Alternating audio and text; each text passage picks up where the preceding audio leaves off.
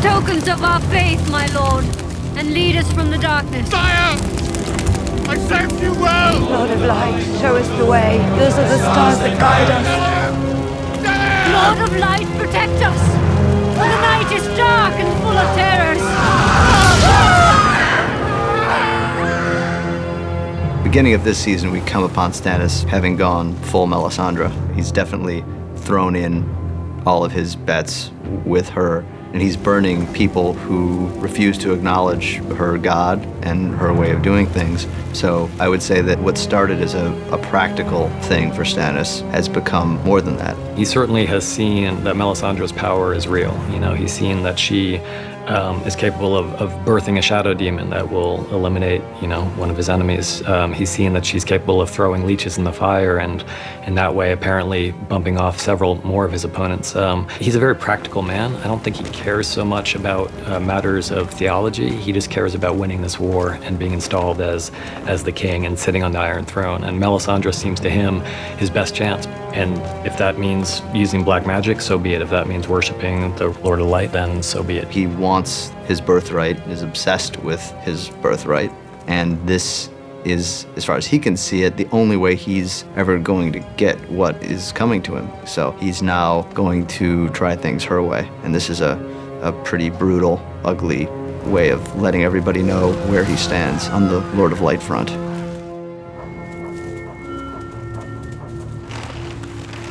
Hodor, take me to the tree. When Bran touches the weirwood tree, he gets a sort of a coming attraction of the full breadth and power of the sight that he has, and it's sort of telling him what's coming down the road for him once he truly masters this ability. Of course, he doesn't know what they all mean because they're all mixed and jumbled together. And every image in there does, you know, it's there for a reason, and it does have some bearing on his story specifically and the story in general going forward. There were certain key images that we really wanted to see, you know, so whether it's a shot of Ned Stark in the black cells below the Red Keep in the time before his execution that Bran could not have seen, whether it's a shot of Bran falling, you know, from a perspective he couldn't have seen it, or maybe the most crucial shot to us was the shadow of a dragon flying over King's Landing. And we don't know yet, you know, is that from the past? Is it from the future? We'll find out, but it's not clear yet, and nor should it be clear to Bran. But the one thing that does make sense is that someone's trying to guide him, and that someone is opening his eyes to a very specific destination, and that's where he's going to find his destiny. I know where we have to go.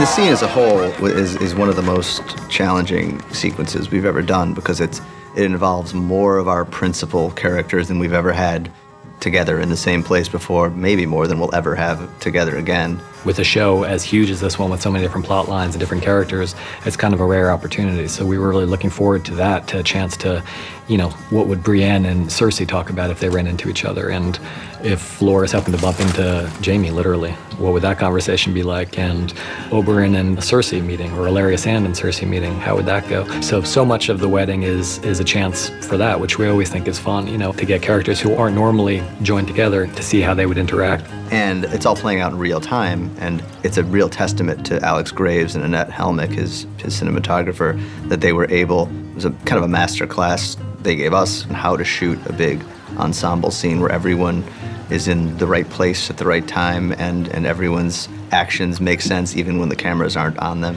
And obviously it's all centered around Joffrey since it's his wedding. It's a real gift to anybody directing the show because obviously the stories are so complicated and intertwined, and now suddenly you're in a 30-page sequence where it's almost all going on with a large number of cast members for once, and they're not separate.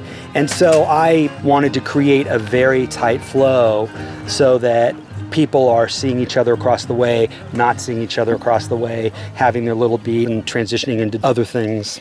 My lords, my ladies, I give you King Joffrey, Renly, Stannis, Robb Stark, Balon Greyjoy, the War of the Five Kings! That whole bit of the wedding, it's all what Joffrey wanted, you know, and so it's in terrible taste, and everything's in terrible taste. It's just so funny to Joffrey and so completely unfunny to so many of the other people up there. Uncle, how about you? I'm sure they have a spare costume. We wanted very much to have the whole sequence leading up to Joffrey's demise tell us one last time exactly who Joffrey is. And it doesn't matter that this is his wedding and this is his day. I mean, everybody's king at their wedding for a day, and this is Joffrey's wedding. So he can do whatever he wants. Nobody can say a word about it.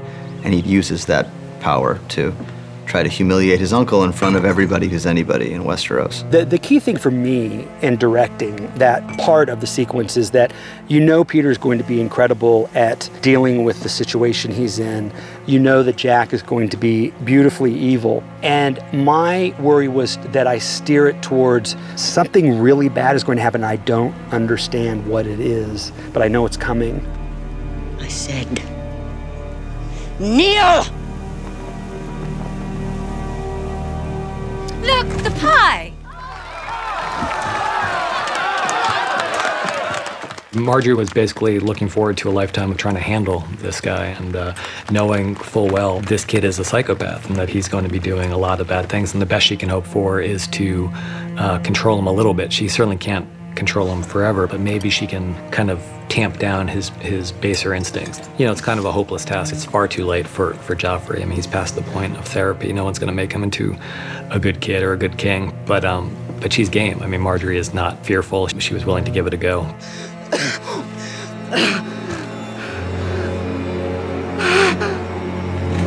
He's choking! Calm the poor boy! Idiots, help your king! Wait! Jack is such an incredible actor and young man and is so lovable, and everybody's crazy about him that you just wanted to go, how great can we make this? And he, I think, had a great time and was fantastic in it. I think between Jack and Lena, these are two not particularly pleasant people, but in the moment of his death, their characters sort of fall away, and he becomes just a terrified child who's looking to his mother for help, and she becomes the worst thing in the world anyone can imagine. There's a mother who's unable to help her son as he's dying in her arms, and they bring out the underlying humanity in these characters that I think in the hands of lesser actors could so easily turn into just evil stereotypes and could make Joffrey's death a purely triumphal moment for the audience, and I really don't think it is in the version of it that Jack and Lena have given us. It was really fun filming all the different things that are going while he's dying, because it's so many different things, so many different places. But, you know, Sansa is pulled into her escape. Tyrion is wondering what's going on and assuming the goblet had something to do with it. Cersei is experiencing her child dying in front of her. Tywin is realizing that someone has taken out a hit on a family member in public. Oberyn seems to know a lot about poison, so is he a suspect? And we're really worried about everybody, give or take, and who had what part to play in it. He poisoned my son, your king.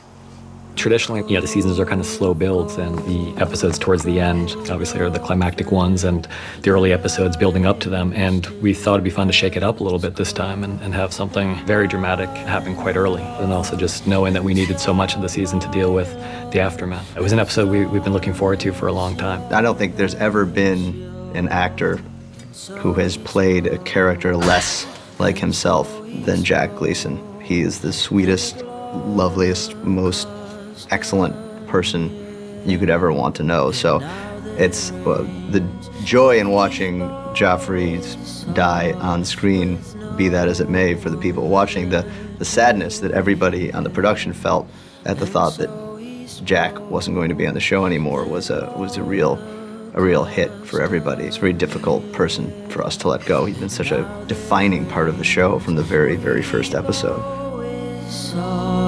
With no